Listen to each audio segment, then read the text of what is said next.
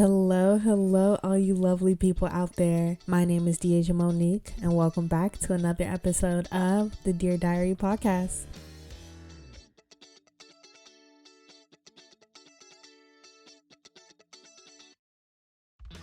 I felt like that was good. We're getting better on these takes. Hello, guys. Welcome back to another episode. Of course, I am your host, Deja Monique, and I'm excited. I'm excited for today's topic, only because a lot of people, I feel like, get the difference between these two. So like they get them so confused, I swear. And it's okay, because I also got it confused at one point. I literally was telling people I was celibate, but I'm not celibate, but I didn't know the difference.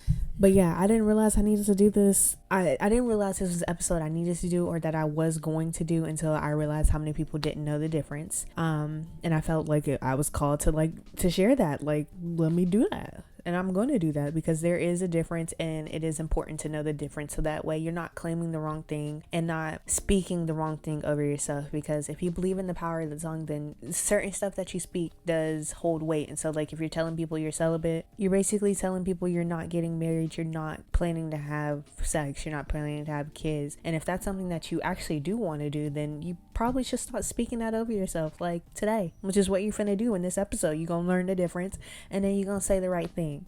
So yeah, first of all, I'm gonna tell y'all the difference. Well, first, actually, let's get into prayer. We're gonna pray first, and then I'm gonna tell y'all the difference, and then we're gonna get into the nitty gritty. Okay, so let's get into this. No need to bow your heads, but dear Lord, thank you so much for bringing us together today in this episode. Thank you for bringing this topic to our minds. Hopefully this topic does give some insight to others and insight to ourselves. It grants us with more wisdom and more knowledge to be able to share that with others, as is your will to be done on this earth. Lord, please help us to share your message and to share your light, to continue sharing that, and to continue opening and exposing others to that. Lord, thank you so much for bringing us here together again, Lord. In Jesus' name we do pray, amen. So we need to know the difference. Before we talk about anything, we need to know the difference. Abstinence is the act of abstaining from usually a sexual act for a period of time. So no sex, or maybe not even relationships. But you can also abstain from drugs, alcohol, etc. But you're abstaining from an act. You're abstaining mostly from a sexual act for a certain period of time. Celibacy is abstaining not only from sex or sexual acts, but also marriage within itself. So that's usually for more religious practices and reasons, of course. But I would say nuns and stuff like that, they're celibate because they don't get married. They don't participate in any sexual types of behaviors or relations. So yeah, that would be an example. So unless you are a nun or something similar, then you're probably not celibate, and you're probably abstinent, and it's best that we go ahead and become aware of that and make the change to switch that vocabulary. Now, I'm not celibate, so I can't give too much insight on the matter. However, I do think there are a few general reasons as to why one would choose to do either, and I feel like it could go with both abstinence and celibacy. So I will include celibacy in those reasonings. However, like I said, I'm not celibate, so I can't fully give too much nitty gritty, but I can give based off of what I do know and what I have put together. Okay. Now, I feel like one reason people choose the act of either is to realign themselves or to align themselves with their goals. I feel like a lot of us know we are distractions. Human beings are just distractions within themselves. I'm a distraction, you're a distraction. We are all distractions. We can serve as distractions to other people just from simply just even existing, being ourselves, our personalities. And so when you add when you add sex into the mix, when you add anything sexually related into the mix, it's just it already it's especially if it's not someone that you should be sharing yourself in that type of way with, it's just a recipe for disaster. And so we, of course, because we're distractions, we not only are we distractions, we become distracted obviously by the distractions.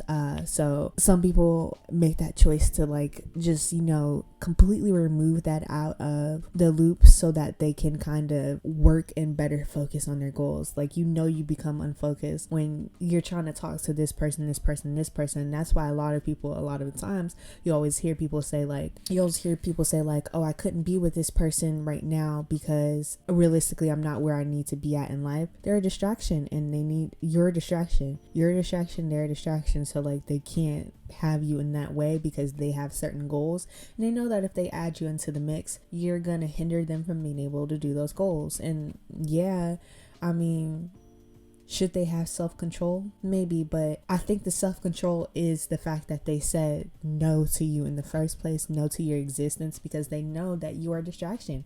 We are distractions. When we entertain people that we're not supposed to be entertaining, it literally gets us off track. And so it's just like, no, why would I entertain? When you entertain anyone, I feel like in general, it kind of gets you off track. But unless it's with the right person, I feel like with the right person, it's a little bit different, just because they would be encouraging you to kind of get those goals and kind of like honestly discipline you in a sense. And it's not to say that everyone that you have sexual encounters or relations with are gonna distract you in that sense, or maybe not push you to get your goals, but they wouldn't do it like the right person would. Like it's not gonna hit the same. So why would I even want that distraction if I know it's not gonna hit the same? Like I only want it from one person. Like I only want that type of distraction from one person, and even then I won't see it as a distraction, because like I would assume you wouldn't be with me unless you knew I was someone who really like don't be letting nothing stop me from getting my goals, and vice versa. I'm not gonna be with you unless I know that you're someone who's not gonna let anything stop them from getting their goals, including me. So yeah, that's definitely one reason, is to like align and realign yourself with your goals. Like if you like, nah, I just need to like focus, I need to lock in, I'm gonna give it like a year, no nothing. Abstinence. That's what abstinence goals. I feel like another reason people tend to make the choice of either, I feel like, is to strengthen the relationship with themselves. When we let certain people enter into our domains, and yes, I'm calling it our domains like that, a lot of times we do not have the backbone or the tailbone to tell them that they can't mistreat our bodies. Or you know what, it's not even we don't have the backbone, we just simply let them mistreat our bodies just to let them mistreat it. Like we don't stop them, we don't say anything, we don't like stop, like we literally like just like they can come and go as they please. I can literally like, this person can ghost me for days, but like as soon as they want some booty, okay, I'm coming over in like 20 minutes, I'll be over. I don't think that's happened to me, but like that seemed a little personal. But yeah, we can literally let them mistreat our bodies, and it's just like at some point you just like realize that's not it, that's not the move, and like I don't want that. So like I'm gonna make this pact with myself that I won't let anybody come in between me and my body's health and my body's energy in that way again, especially if I know they don't deserve it. And because when we let people into our energy in that way, I feel like, especially like when it's not supposed to happen, it messes up your energy, it messes up your balance. Like everything, it's imbalance. Like you will literally see it, and it will reflect in every area of your life. You will see so much chaos in your life because you have let a chaotic energy into you, and it is wreaking havoc in all areas of your life. It's not even just in your body, like not mentally, like I'm talking physically, in your physical like realm, like in front of you, the 3D, the 2D, all of it. Like it literally just throws stuff off the balance, and it takes a minute to like rebalance that, when like, especially like when you don't know where to start, and it's like you got energies everywhere, you got so many different, it takes a minute to remove those off of you and realign and balance yourself. It takes so much time. So it's just like, no, I'd rather not have to go through that, especially if you've gone through it more than one time. I'd rather not have to do that again. So I will not let nobody come in between me or come in. That was a little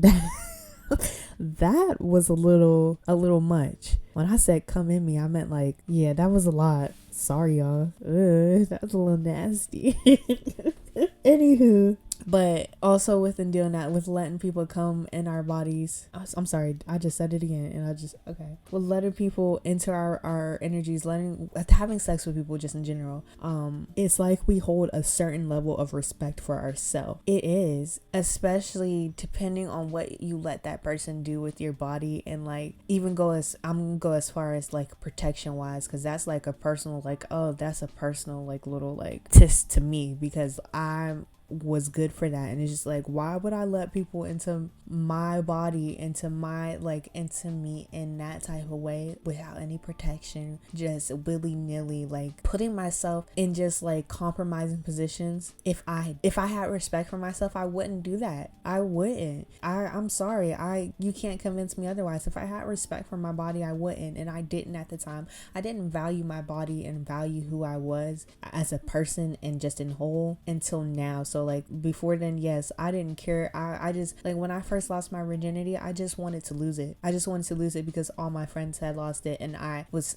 scared. Like, I was getting not peer pressured, but I was like, it was like taboo if you still had your virginity. It was taboo, and I just wish I could have held on to it. I wish, oh my goodness, I wish. And it makes me so sad that I let myself have such little respect for myself and my body that I would put myself in that position. But of course, I'm in a better position now, so it's okay. But like, still, it's so like disappointing to just think about like the amount of respect I have for myself. It's just crazy. But I feel like the last reason I have for this, at least for this episode, and the reason that of course I feel like makes the most sense, is oh my goodness, to strengthen your relationship with God or whatever higher power you believe in. I say God obviously because of me and others who believe in God, but there are other higher powers depending on what religion you participate in. So, or religion you practice. What religion you practice. Okay. Yeah, what religion you practice. So yeah. But regardless, in any case, it is to strengthen your relationship with your higher power, with the higher power. That time that you're not having sex with someone, that you're not intimate with someone in that way, you kind of use that time to connect with God like a lot more. I don't have anyone in my life romantically, and because of that, it has allowed me to really bloom and blossom my relationship with God to a whole new level. And I wouldn't have been able to do that if I had a person in my life. Like, and even now a person could come into my life, but because I have strengthened my relationship with God, not only have I strengthened my relationship with God, there's other reasons, but because I have strengthened my relationship with God, you can't get in between this covenant that I've made. Like, no, we're locked in. Like, I told him, he told me, like, we know the drill. So like, there's nobody who could really come in and throw that off balance, because I connected. Like, I took that time to connect. Instead of me connecting with somebody else, I connected with him. I connected with my Father. Okay. And not only that, but it clears up that, ew, I'm sorry, you just had she just had her leg up, just oh my goodness, that was nasty. Sorry, she mad. Anywho, but it clears up that spiritual fogginess and like discernment. It allows for better discernment in terms of who you allow, not only in just your space, like forget your body, just your space in general. Like, obviously, if you're allowing just any and everybody into your space, into your body, that means you don't have a good grasp of discernment in terms of who should be in your space just in general. Like, you obviously don't.